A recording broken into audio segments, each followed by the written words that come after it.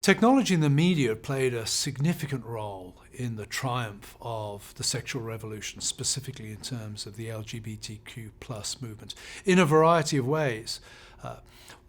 One of the things we need to know, I think, about the acceptance of this new sexual morality is that most people don't accept it because they've really looked into natural law and found it wanting, or they've read the great philosophers and been convicted by their writings that this is the way to go.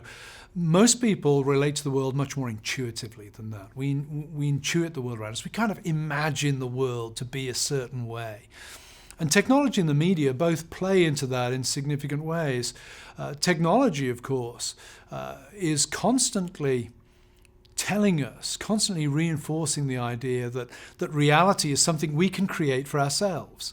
We have that notion of virtual reality. Well, what's virtual reality? It isn't actually reality at all. It's reality that we create ourselves via technology.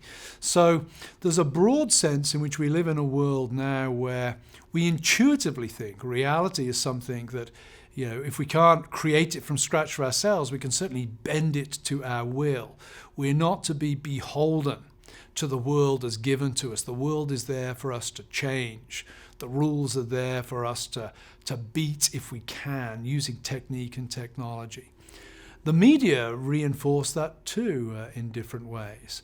One of the things that I think is most significant in the development of particularly gay marriage, and the idea that gay marriage was a social good and something socially desirable, was the very positive way it was portrayed in things like soap operas. Will and Grace comes to mind, a soap opera maybe a decade ago, which gave a very positive presentation of a gay couple.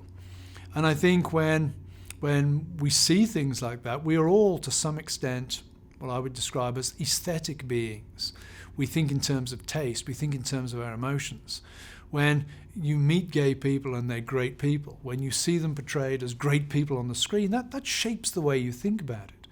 And why would one not want great people to be happy? And that's something that I think that's a message that the media has communicated extremely effectively. Again, for Christians, when we think about the media, very often, and technology, our minds go to, the most corrupting thing out there is internet pornography. And certainly internet pornography plays its role in the transformation of attitudes to sexual morality and to social mores. But in some ways, the most deadly things out there are the things that you don't even notice. The commercials, the sitcoms, the soap operas that present unrealistic views of life, which are yet very attractive to us. And the whole LGBTQ movement has become deeply enmeshed in those kind of cultural products that have a very, very persuasive impact on us. Not because they intellectually convince us of their cause. They don't even bother trying to do that. But because they emotionally convince us of the correctness of their cause.